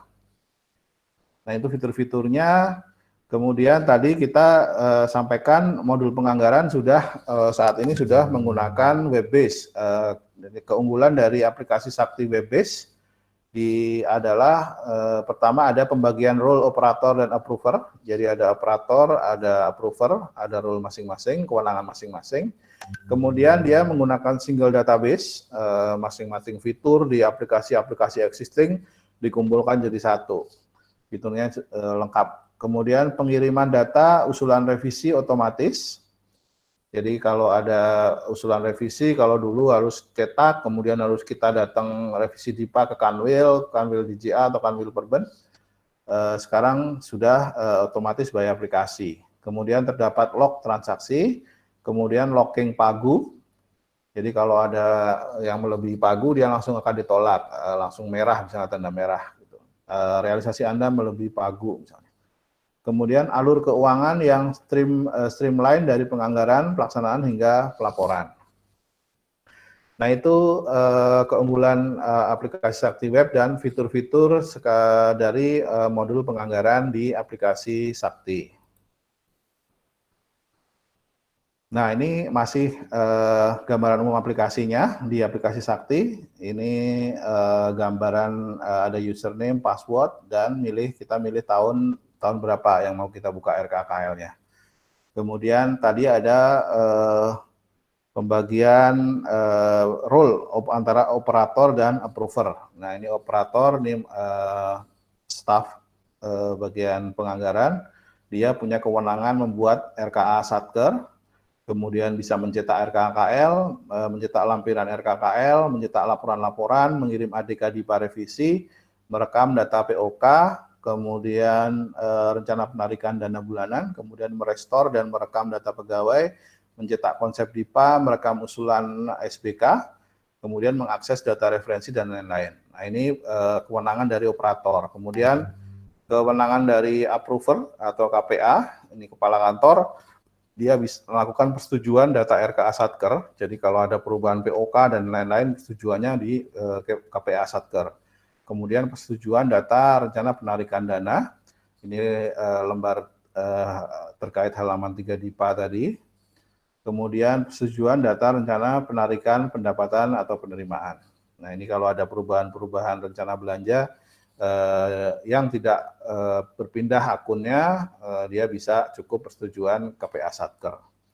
Nah, status data atau history nanti ada D00, ini RKKL awal, kemudian B00 DIPA awal, kemudian A01 misalnya dari usulan revisi DIPA ke 1. Kemudian B01 atau B02 berarti DIPA revisi ke 0, kalau 02 ke 2. Kemudian C02 misalnya berarti revisi Satker atau revisi POK aja. Kalau C revisi POK.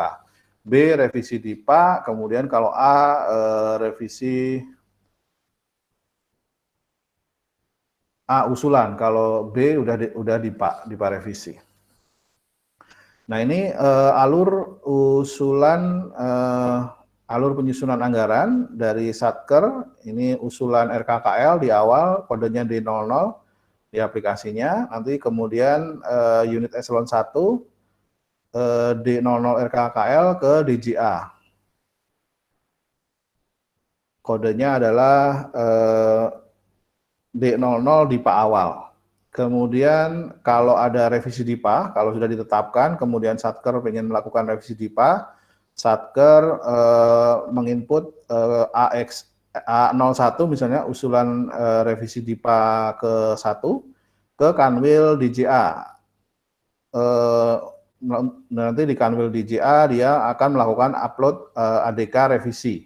Kemudian di SPAN kodenya B01 misalnya berarti DIPA revisi ke 1. Nah, ini kurang lebih dari penetapan DIPA, pengusulan DIPA sampai dengan revisi DIPA dan revisi POK. Kalau yang C, kode C ini revisi POK saja, dia hanya di Satker, tidak perlu ke Kanwil DJA. Nah, ini kurang lebih kalau pengen tahu demo aplikasinya seperti apa, ada di video pembelajaran yang sudah saya share kemarin.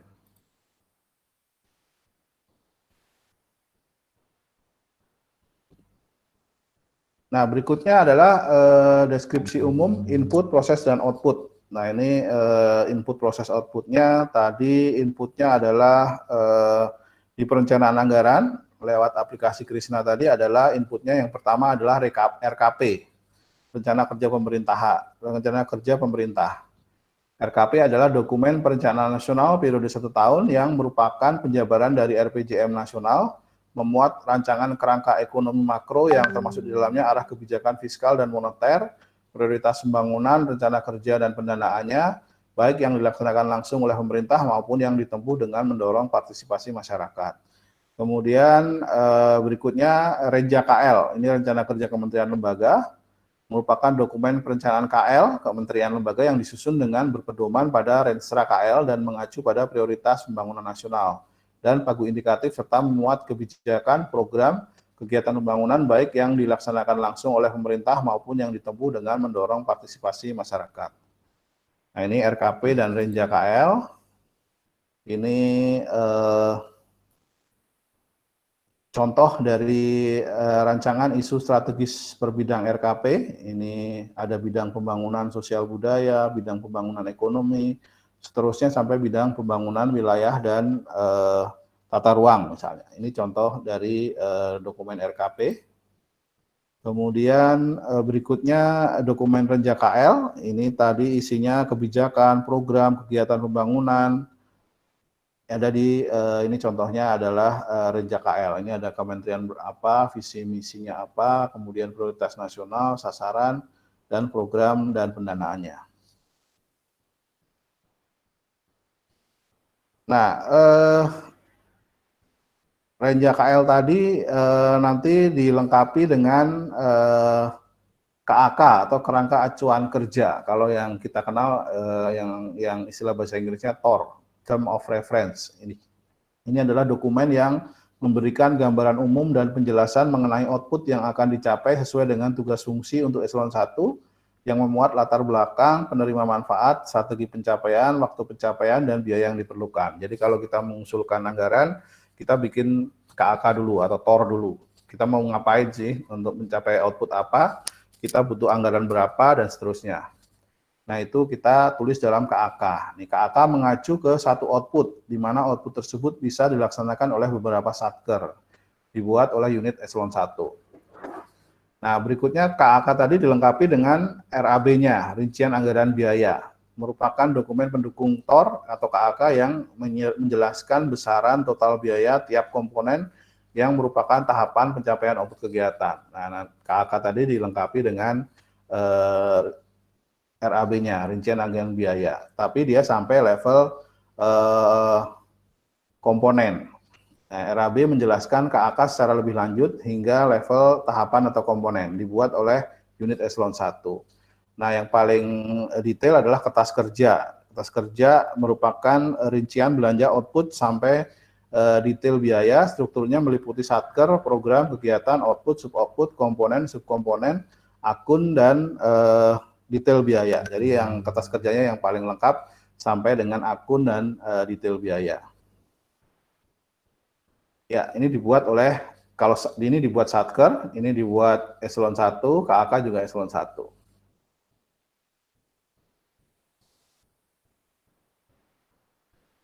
Nah, berikutnya RKKL, Rencana Kerja dan Anggaran Kementerian Lembaga. Ini dokumen rencana keuangan tahunan Kementerian Lembaga yang disusun menurut bagian anggaran Kementerian Lembaga, BA masing-masing, Kementerian Keuangan misalnya BA 15, Menteri Pimpinan Lembaga selaku pengguna anggaran wajib menyusun RKKL atas bagian anggaran yang dikuasainya. Jadi kalau di RKKL ini tanggung jawabnya di level kementerian. Ini penjelasannya, setiap tahun Kementerian Lembaga wajib menyusun RKKL sesuai dengan tahapan penganggaran, ada pagu indikatif, pagu anggaran, dan alokasi anggaran. Kemudian proses perencanaan dan penganggaran memerlukan waktu 1 tahun sejak ditetapkan arah kebijakan dan prioritas nasional di awal Januari tahun sebelumnya. Kemudian RKKL disusun secara berjenjang, terdiri dari rencana kerja dan anggaran satuan kerja, dan RKKL unit eselon 1. Nah, ini RKKL. Nah, informasi apa yang ada di RKKL? Ini di tingkat kementerian.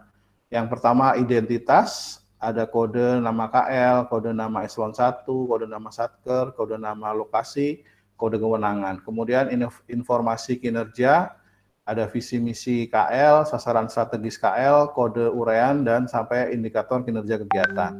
Kemudian informasi belanja dari total anggaran KL, total anggaran per sasaran strategis, total anggaran per program, kemudian sampai dengan total anggaran menurut prioritas fokus.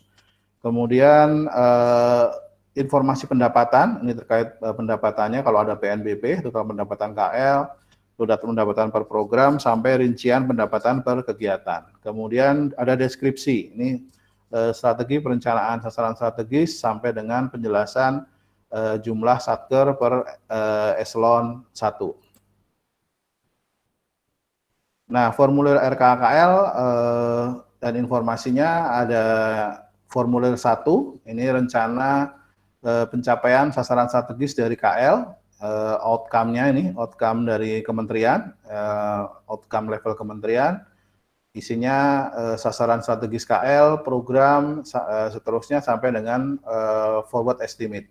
Kemudian formulir 2 RKKL, ini rencana pencapaian hasil unit organisasi atau outcome eselon 1, ini tingkat Direktorat Jenderal nih. Dimulai dari program eselon 1, rincian kegiatan dan program, output per kegiatan sampai dengan forward estimate. Kemudian formulir 3, rincian biaya keluaran menurut kelompok biaya, jenis belanja, dan sumber dana per unit organisasi eselon 1. Ini rincian biayanya berisi rincian biaya per kegiatan dan output menurut kelompok biaya, jenis belanja, dan sumber dana.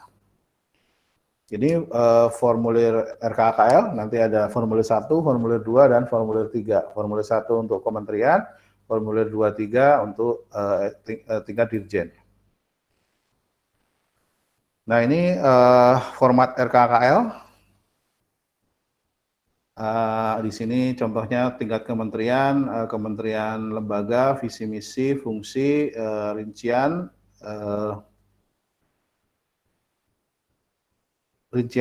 informasi kinerja, berisi sasaran strategis, indikator kinerja sasaran strategis, dan tingkat eselon 1 dan program. Ini format RKKL, ini tadi formulir 1 ya, formulir 1 tadi untuk tingkat kementerian. Isinya tadi sasaran strategis sampai nanti paling bawah adalah perkiraan maju per program atau forward estimate. Nah, ini contoh formulir 2, ini rencana pencapaian hasil unit organisasi outcome dari eselon 1, isinya program eselon 1, rincian kegiatan, output, indikator kinerja kegiatan, pendapatan per program, dan perkiraan forward estimate juga. Ini tapi tingkat formulir 2 ini tingkat eselon 1. Nah, ini formulir 3, rincian biaya keluaran menurut kelompok biaya, jenis belanja, dan sumber dana eselon 1. Nah, ini fungsi, subfungsi, kegiatan, sasaran kegiatan, kemudian output, sub-output, disertai dengan alokasi anggarannya.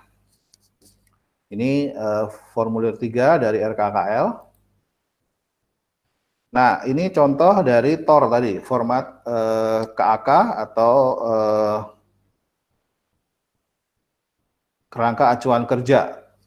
Nah, ini ada kegiatan, indikator kinerja kegiatan, jenis output, volume output, satuan ukur, latar belakang, penerima manfaat, strategi penetapan keluaran, kurun waktu, kemudian biaya yang diperlukan. Nah, ini penting, biasanya kita diminta bikin TOR, Term of Reference, atau kerangka acuan kerja untuk setiap output kegiatan yang kita anggarkan.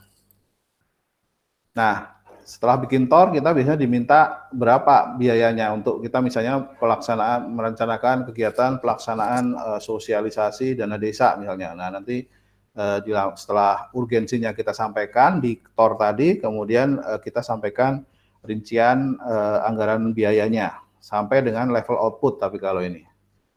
Jadi level output, sub-output, subkomponen, sampai subkomponen. Nah, ini format RAB-nya sebagai pelengkap dari TOR atau KAK tadi. Nah, kemudian kalau detailnya ada di kertas kerja. Kalau ini sampai dengan akun, komponen akun, dan detail biayanya di sini. Ini lengkapnya udah mirip dengan RKAKL dan POK lah. Jadi ada program, kegiatan, output, sub-output, komponen, akun, detail biayanya untuk mencapai setiap program dan kegiatan yang kita anggarkan. Ini kertas kerja contohnya seperti ini. Nah, berikutnya kalau RKKL sudah disetujui, sudah menjadi alokasi anggaran, sudah diketok menjadi Undang-Undang APBN yang ditetapkan dalam rinciannya ditetapkan dalam lampiran Perpres APBN. Ini kemudian kita menyusun DIPA. Ini sudah masuk ke aplikasi SPAN. Nah, DIPA atau daftar isian pelaksanaan anggaran adalah dokumen yang disusun oleh pengguna anggaran berdasarkan RKKL yang telah disetujui oleh DPR dan ditetapkan dalam Perpres mengenai rincian APBN atau daftar hasil penelahan rencana dana pengeluaran bendahara umum negara dan disahkan oleh Menteri Keuangan. Nah, DIPA ini ada DIPA RKKL dan DIPA BUN. Ini untuk non KL, misalnya tadi transfer ke daerah dana desa, kemudian belanja subsidi, belanja utang. Nah, ini DIPA BUN. Nah, DIPA KL sendiri ada DIPA Induk dan DIPA Petikan. DIPA Induk untuk eselon 1, DIPA Petikan untuk masing-masing kantor atau satker. Nah, DIPA Induk merupakan akumulasi dari DIPA per satker. Jadi jumlah dari DIPA Petikan tadi menjadi DIPA Induk yang disusun oleh PA menurut unit eselon 1 dan disahkan Dirjen Anggaran atas nama Menkyu. Nah, DIPA Petikan merupakan DIPA yang memuat alokasi anggaran untuk masing-masing satker dan merupakan penjabaran dari DIPA Induk. Nah, ini DIPA, ada DIPA yang disusun pengguna anggaran, ada yang surat pengesahan DIPA. Nah, ini kalau DIPA yang disusun PA, isinya fungsi, subfungsi, program kegiatan, outcome, output, IKU, kemudian output yang dihasilkan, pagu anggaran program, rencana penarikan dana, dan penerimaan yang diperkirakan dapat dipungut. Ini isi dari DIPA. Nah, ini halaman DIPA Induk. Ada lembar surat pengesahan, halaman 1 memuat informasi kinerja dan anggaran program, halaman 2 memuat rincian alokasi anggaran per satker, halaman 3 rencana penarikan dana atau RPD, ini lembar ketiga, dan perkiraan penerimaan, ini di Pak Induk.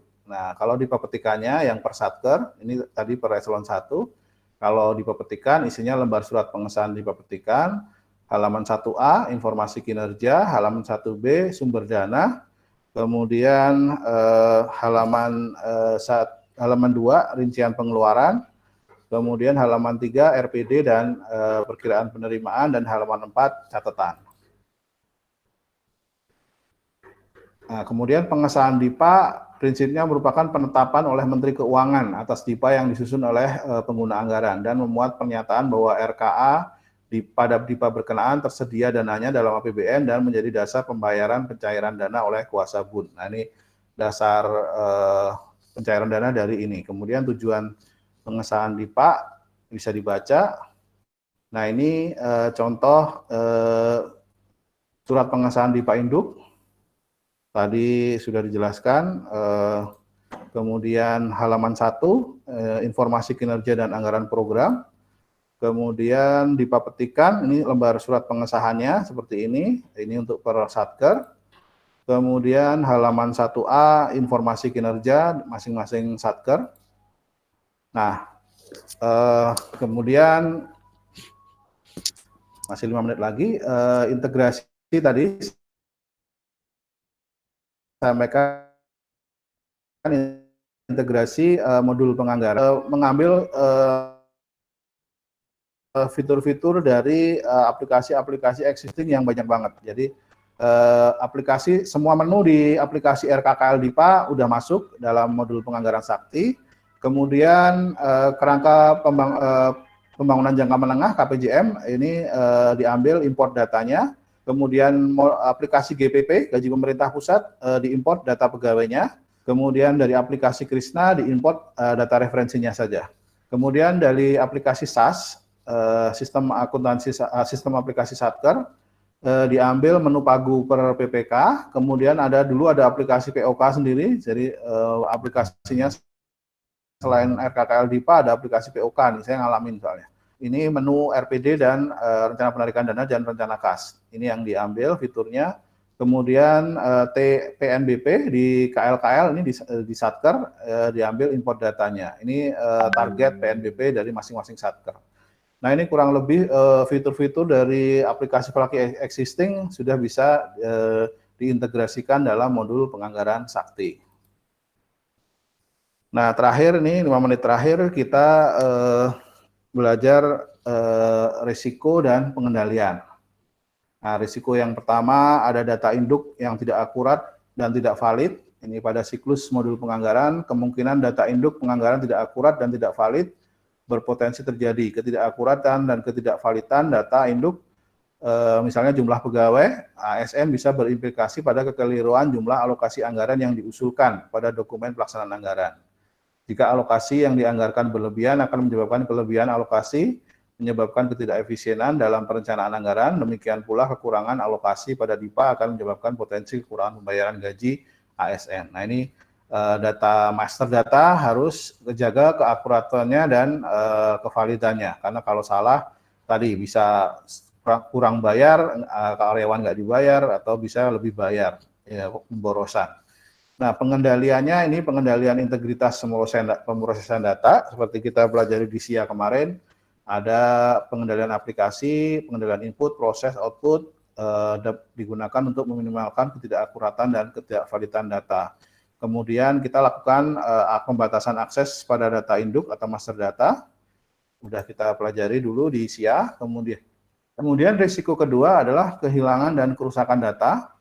Ini ancaman berupa data induk atau master data yang rusak, hilang pada siklus penganggaran dengan desain data terpusat pada SPAN dan Sakti. Berpotensi terjadi kebakaran, kebanjiran, sabotase atas pusat data, tempat penyimpanan data, penganggaran dapat terjadi sewaktu-waktu. Selain itu, perlindungan yang kurang atas piranti yang diterapkan pada server jaringan berisiko mengancam keberlangsungan sistem. Nah, ini sudah kita pelajari juga di SIA. Ini pengendaliannya adalah backup data. Kita Kementerian Keuangan punya server 2 di Jakarta dan 1 di Balikpapan. Jadi kalau ada apa-apa di Jakarta, server Balikpapan siap misalnya diaktifkan.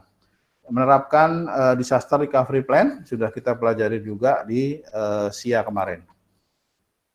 Kemudian risiko ketiga, kualitas penganggaran yang buruk. Ini ada kalanya output yang dihasilkan dari proses penganggaran menghasilkan kualitas penganggaran yang buruk. Ketidaksinkronan antara program, rencana kerja, dan dana yang dialokasikan berpeluang terjadi ketidakcermatan dan kurang profesionalnya para petugas yang diberi tugas dan tanggung jawab menyusun anggaran, juga menghasilkan buruknya kualitas proses penganggaran. Kegagalan dalam menangkap sejumlah aspirasi dan kebutuhan masyarakat terkadang menjadi aspek kurang dari kebijakan publik di bidang pemerataan pembangunan, kurang berpihak pada kepentingan masyarakat. Hal tersebut pada akhirnya dapat mengakibatkan kegagalan pemerintah dalam mencapai visi misi pemerintah dan tujuan pembangunan nasional. Nah, ini terkait kualitas penganggaran yang buruk.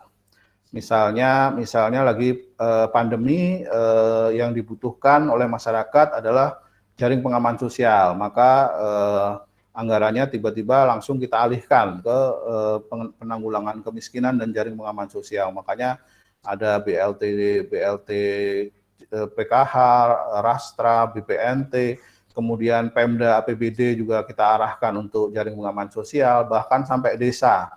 APBD kita arahkan untuk BLT desa. Nah, itu kurang lebih kalau kita responnya kurang, misalnya di saat pandemi kita malah misalnya tetap prioritasnya tetap infrastruktur misalnya gitu. Itu akan menjadi salah sasaran. Atau petugas penganggaran kurang bagus lah. Dia misalnya bikin rencana anggaran dibikin sama terus sama tahun lalu. Pokoknya yang tahun lalu ada kita ulang lagi hanya pagunya dinaikin 5% dan 5% tanpa ada kreativitas prioritas program kegiatan apa yang diperlukan masyarakat misalnya. Nah, itu juga menyebabkan misalnya kita negara kaya, uangnya banyak, tapi ternyata outcome-nya masih kurang dari yang diharapkan. Nah, ini pengendaliannya adalah pelatihan dan sosialisasi yang memadai, kemudian ada monitoring dan supervisi yang memadai, dan juga misalnya pengendalian entry data.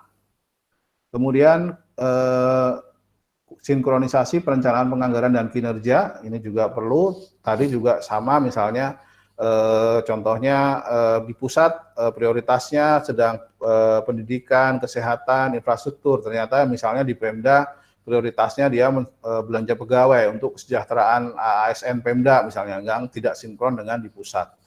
Kemudian memperkuat proses penelahan RKKL. Nah, ini juga perlu penelahan RKL di DJA maupun Bappenas, trilateral meeting.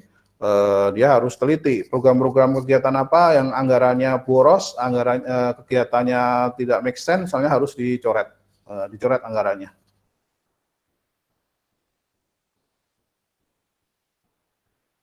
Berikutnya memaksimalkan peran legislatif dalam pembahasan APBN. Nah, ini juga penting.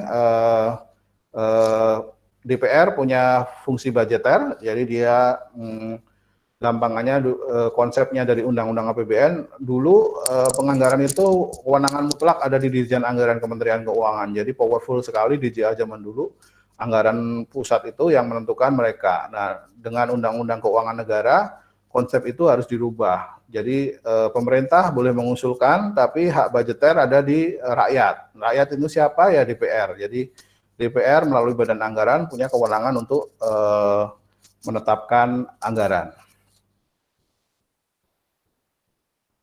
Nah, ini yang terakhir adalah fraud yang berawal dari ranah penganggaran. Ini proses penyusunan anggaran melibatkan berbagai institusi pemerintahan, baik pemerintah pusat yang diwakili Presiden dan Menteri, kepala lembaga, dan DPR. Proses penganggaran yang meliputi proses teknokratis dan politis terkadang menimbulkan kepentingan yang berbeda. Bahkan tidak sedikit yang berpotensi menjadi titik awal fraud kecurangan pada saat proses penyusunan APBN. Bentuk fraud ini memungkinkan terjadi mulai dari skala kecil hingga skala besar sistematis yang melibatkan antar lembaga. Nah, ini sudah 9:03. Saya kasih contoh aja, ini udah mau terakhir. Saya punya teman ya sebelah bangku lah gitu, 2 orang kebetulan, kasus calo anggaran yang kemarin namanya Pak Yayak Purnomo. Jadi dia sama teman satu lagi, Pak Rifa Surya, dua-duanya teman saya di DJPK, dia punya saudara, omnya adalah anggota DPR. Dulunya orang keuangan juga, orang keuangan tapi jadi anggota DPR. Nah, mereka ini jadi calo anggaran. Jadi Pak Rifa Surya kebetulan bisa lihat anggaran, dia di bagian alokator di DJPK, dia tahu anggaran-anggaran daerah. Kemudian Pak Yaya dan omnya yang anggota DPR ini yang istilahnya menjual informasi tadi ke Pemda-Pemda. Sambil mereka juga bisa mengusahakan anggaran sih gitu. Nah, jadi fraudnya yang terjadi adalah Pemda dijanjikan, misalnya kepala daerah, bupati, wali kota, dijanjikan anggaran DAK fisik, misalnya tahun depan kamu akan dapat saya tambah 20 miliar misalnya. Tapi dengan syarat 7%-nya kamu setor bayar dulu ke saya gitu sebagai suap.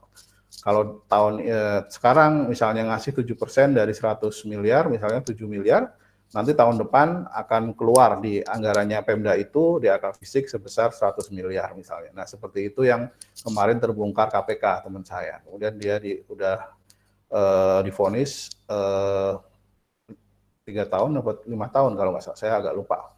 Nah, itu kurang lebih bagaimana di bagian penganggaran ini bisa diperjualbelikan lah istilahnya gitu. Nah, ini pengendaliannya adalah dengan pemilihan petugas penyusun anggaran yang berintegritas. Integritasnya harus tinggi karena ini menyangkut uang yang besar dan anggaran yang besar. Nanti karena kalau tadi misalnya diteruskan ya, Pemda tadi dapat 100 miliar, pasti dia uang 100 miliar tadi akan dikorupsi juga. Kemudian dia akan diproyekkan ke misalnya kontraknya, misalnya pembangunan jalan, nanti pasti kontraknya abal-abal, misalnya harusnya ketebalan jalan 12 cm misalnya, pasti akan jadinya 6 cm tipis, setengahnya akan dikorupsi oleh kontraktor dan bupati tadi, kurang lebih seperti itu. Karena dari awal dia sudah fraud, yang terjadi fraud, pasti pelaksanaannya akan untuk dikorupsi. Kemudian pemisahan tugas yang cukup. Nah, tadi bagian masing-masing bagian harus ada internal kontrol, saling cross check, kemudian ada pemisahan tugas. Rotasi jabatan dan cuti wajib. Nah, ini orang yang bertahun-tahun di bagian itu dia akan punya pengetahuan yang cukup, dia punya jaringan yang banyak, dia akan bisa dimanfaatkan, memanfaatkan jabatannya. Misalnya dia bagian alokator anggaran misalnya. Dia bisa jualan anggaran tadi kalau dia nggak dipindah-pindah, jadi perlu rotasi jabatan. Begitu juga dengan cuti wajib, misalnya saya bagian alokasi di DAK fisik terus-terusan selama 10 tahun, saya nggak pernah cuti, jadinya orang lain nggak pernah ada yang bisa tahu kerjaan saya apa. Makanya kalau di swasta, di bank itu ada namanya wajib cuti, jadi pas dia cuti seminggu, nanti temannya akan mengerjakan kerjaan yang kita tinggal tadi. Nah, orang temannya tadi akan meng-cross check, oh ada sesuatu yang nggak beres nggak dengan kerjaan saya selama ini gitu misalnya. Nah, kemudian bisa dengan fakta integritas, dengan konfigurasi sistem aplikasi yang memadai, dengan aplikasi, ini contohnya tadi yang saya ceritakan mulai tahun ini, karena kasus tadi, jual beli anggaran tadi, sekarang anggota DPR nggak bisa mengusulkan pada saat pembahasan anggaran. Tiba-tiba di pembahasan tingkat 1, dia mengusulkan, oh tolong Pemda ini dikasih proyek pembangunan jalan misalnya, senilai 100 miliar misalnya. Itu nggak bisa, karena sekarang untuk mengusulkan anggaran harus melalui aplikasi Krisna tadi. Jadi dari awal harus terencana, jadi nggak bisa sekonyong-konyong di titik pembahasan dengan badan anggaran, dia mengusulkan anggaran. Nah, ini misalnya contoh dari konfigurasi sistem aplikasi yang memadai. Kemudian memperkecil peluang terjadinya fraud, ya yang tadi, kemudian pengawasan masyarakat, dan penegakan hukum yang tegas. Ya, kurang lebih seperti itu materi kita.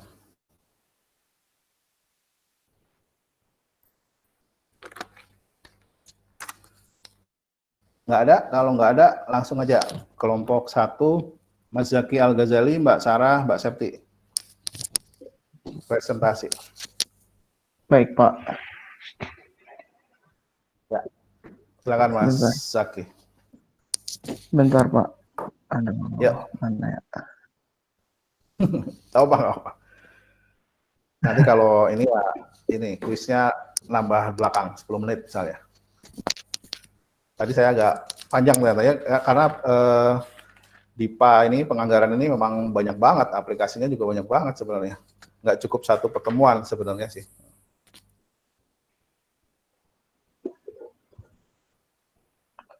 Sudah tampil ya? Belum. Ya, sudah. Oke. Bentar. Yap.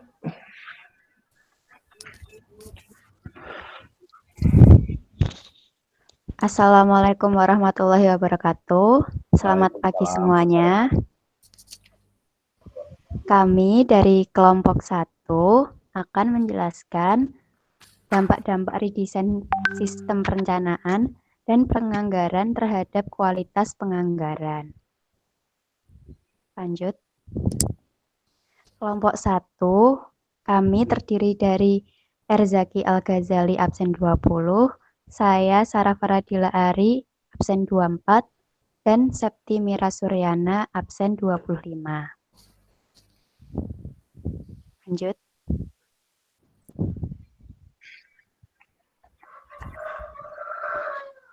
Yang pertama, kita akan membahas dulu apa itu RSPP. RSPP merupakan suatu langkah dalam rangka memperbaiki kualitas perencanaan dan penganggaran, sehingga perlakuannya reformasi perencanaan dan penganggaran yang terus-menerus guna memperbaiki segala kendala dan keterbatasan sehingga mencapai akuntabilitas, transparansi, serta bukti integritas yang tinggi dalam rangka perencanaan dan penganggaran. Next.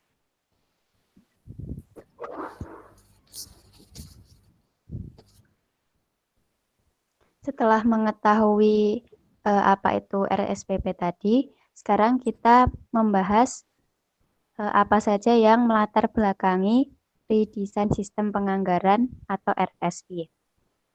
Menindaklanjuti hasil pengamatan dan evaluasi penerapan kebijakan sistem perencanaan dan penganggaran melalui arsitektur data informasi kinerja atau ADIK dan sinkronisasi data antara perencanaan dan penganggaran dari aplikasi Krisna, temukan kendala-kendala berikut. Jadi ternyata ada kendala-kendala berupa program belanja pusat dan daerah saat ini tidak sinkron, program yang digunakan dalam dokumen perencanaan sulit dikonsolidasikan, lalu ada rumusan nomenklatur program dan outcome tidak terlihat secara langsung atau normatif, serta informasi kinerja pembangunan yang tertuang dalam dokumen perencanaan penganggaran tidak dipahami oleh publik. Lanjut. Nah, ini adalah sejarah atau perjalanan reformasi penganggaran di Indonesia. Jadi dulunya itu tahun 1945 sampai 2003 dari zaman penjajahan itu kita sudah mempunyai suatu sistem penganggaran, tapi masih memakai warisan dari Belanda, yaitu Indische Comptabiliteitswet atau ICW. Peraturannya dari Kepres 42 tahun 2002 serta tentang pedoman pelaksanaan APBN. Lalu dokumennya adalah DIP, DIK, dan DIKS. Sistem IT-nya RPDIKS dan LKDIP. Lalu setelah dirasa ICW itu ternyata tidak sesuai dengan keadaan Indonesia dan sudah tidak relevan lagi. Maka di tahun 2003 itu ada keluar undang-undang bidang keuangan yang pertama, yaitu UU nomor 17 tahun 2003, disusul tahun 2004 yaitu UU nomor 15 tahun 2004, lalu ada UU nomor 1 tahun 2004. Di sini disebut juga paket Undang-Undang Keuangan Negara. Di tahun 2005 terjadi reformasi penganggaran yang pertama. Ada 3 pilar penganggaran. Yang pertama ada Unified Budget, yang kedua ada Performance Based Budgeting atau PBB, dan kerangka pengeluaran jangka menengah atau KPJM, seperti yang sudah dijelaskan tadi, yang segitiga tadi. Peraturannya yaitu PP 21 tahun 2004 tentang penyusunan RKAKL, lalu dokumennya RKAKL atau DIPA. Lalu di tahun 2010 ada reformasi penganggaran yang kedua, yaitu ada penguatan penerapan PBB, reformasi KPJM, format baru RKAKL, monef penganggaran, reward punishment, standar biaya, sinergi perencanaan penganggaran. Dokumennya juga sama, tetap RKAKL DIPA. Lalu ada tantangan baru di tahun 2010 ini saat reformasi penganggaran yang kedua. Yang pertama ada spending better. Spending better itu adalah penggunaan anggaran yang tepat sasaran. Dengan spending better, belanja dapat dilakukan dengan terarah dan tajam, sehingga dapat terlihat manfaatnya dan tidak melenceng dari target. Yang kedua adalah money follow program.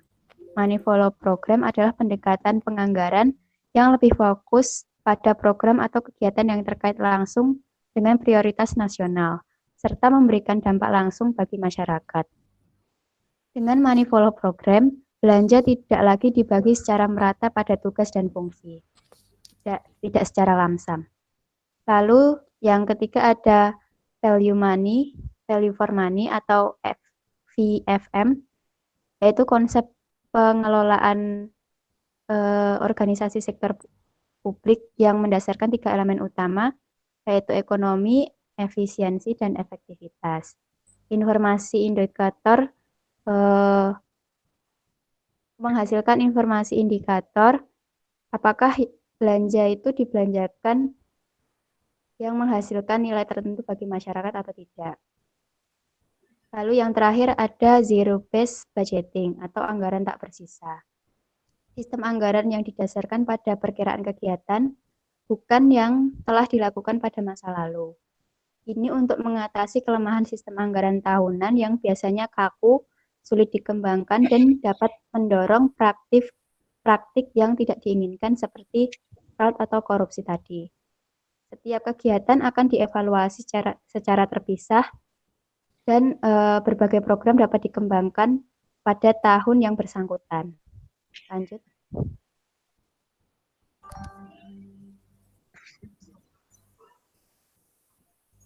Nah, ini ada beberapa manfaatan sistem IT pada beberapa sektor. Karena dunia semakin maju, teknologi semakin maju, tidak memungkiri bahwa sistem penganggaran dan pelaksanaannya itu juga didukung oleh sistem IT atau teknologi yang maju tersebut. Dari bidang pemerintahan, kesehatan, administrasi, pertanian, peternakan dan perikanan, perdagangan dan perindustrian, serta pendidikan, itu sudah didukung dengan sistem IT yang sedang berkembang di Indonesia. Lanjut.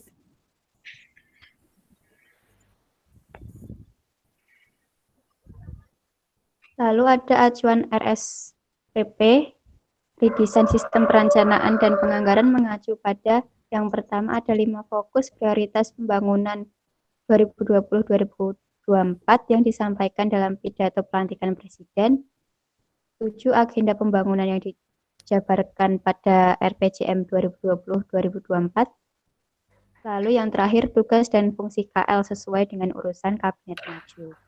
Aturan-aturan ini nanti bisa dibaca teman-teman ya. Lanjut.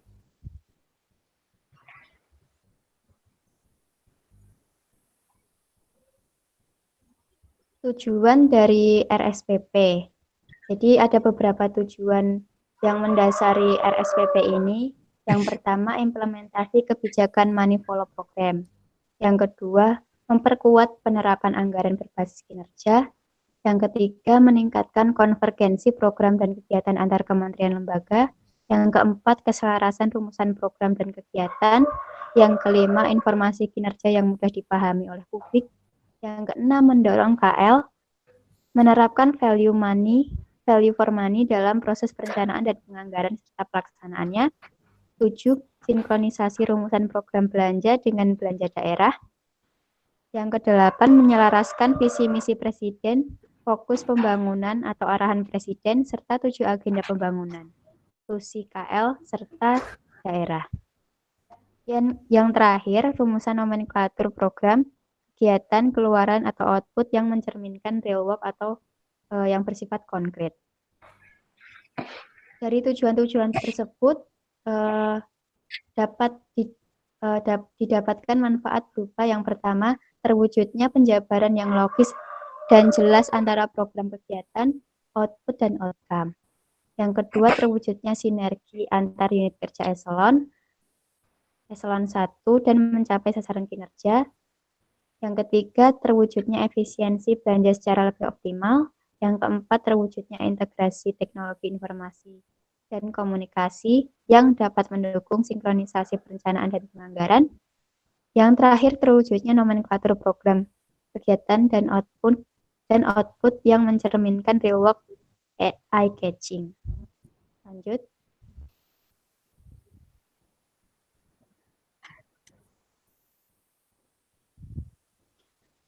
Selanjutnya adalah ruang lingkup dari redesain sistem perencanaan dan penganggaran. Yang pertama ada redesain program, yang kedua ada redesain kegiatan, yang ketiga ada redesain output. Lalu selanjutnya akan dijelaskan oleh rekan saya. Ya, mulai ke bagian selanjutnya. Dari bagian redesign program, prinsip rumusan program. Prinsip rumusan program RSPP itu ada 3. Yang pertama adalah tidak lagi mencerminkan tugas fungsi unit eselon 1, tapi lebih mencerminkan tugas fungsi kementerian atau lembaga. Itu akan saya berikan contoh nanti. Jadi, gimana ya, nggak terlalu, ya gitulah, tugas-tugasnya gitu, berbeda. Nah, outcome sasaran yang kedua adalah outcome sasaran program mencerminkan hasil kinerja program yang ingin dicapai secara nasional. Bagi program yang digunakan bersifat lintas kementerian atau lembaga atau lintas unit eselon 1, maka rumusan sasaran program dan indikator dapat dirumuskan berbeda sesuai dengan tugas dan fungsi unit kerja dan sesuai dengan kontribusinya dalam mewujudkan program sasaran yang dimaksud. Yang ketiga, indikator kinerja program merupakan alat ukur untuk penilaian capaian kinerja program dan rumusnya dapat bersifat kualitatif atau kuantitatif. Urgensi dari redesign program. Ini seperti yang tadi sudah diterangkan di latar belakang tentang pentingnya kenapa harus dilakukan redesign program. Urgensi dari desain program itu pertimbangannya adalah sebagai berikut. Pertimbangannya adalah program pusat dan daerah perlu disinkronkan agar capaian kerjanya lebih optimal. Perencanaan, penganggaran, pelaksanaan, monitoring evaluasi, dan pelaporan menjadi lebih mudah untuk dikonsolidasikan. Target atau sasaran kinerja pembangunan dapat tercermin dalam program-program yang real. Ya, lebih eye-catching, lebih enak dilihat. Informasi yang terakhir adalah informasi kepada publik akan menjadi lebih sederhana dan mudah dipahami. Jenis program ada 2, ada program generik dan program teknis. Program teknis sendiri terbagi menjadi 2, program teknis spesifik dan program teknis lintas kementerian atau lembaga. Kegiatan program generik sendiri adalah kegiatan yang digunakan oleh beberapa unit eselon 1 untuk menjalankan birokrasi.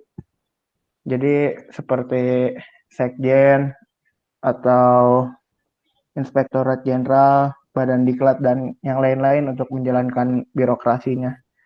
Kalau program teknis adalah program yang didesain untuk menjalankan prioritas pembangunan nasional yang telah ditetapkan dalam RPJMN 2020 sampai 2024 dan RKP.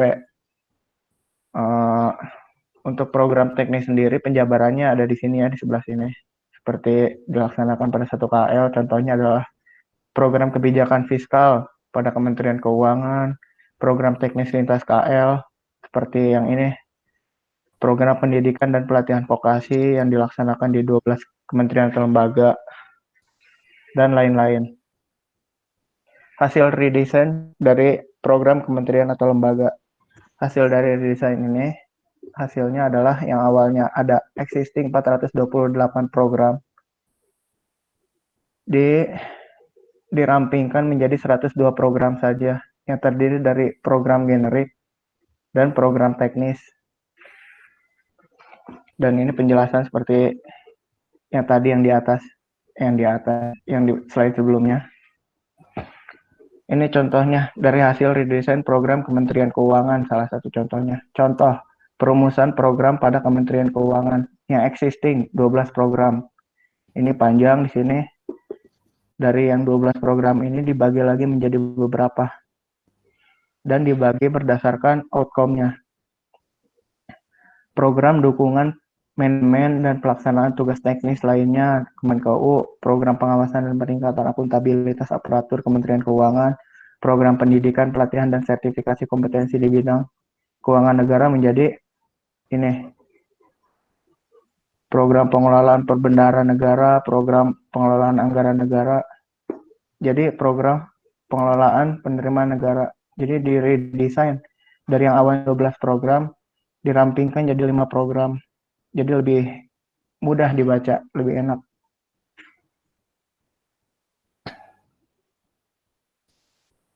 Lalu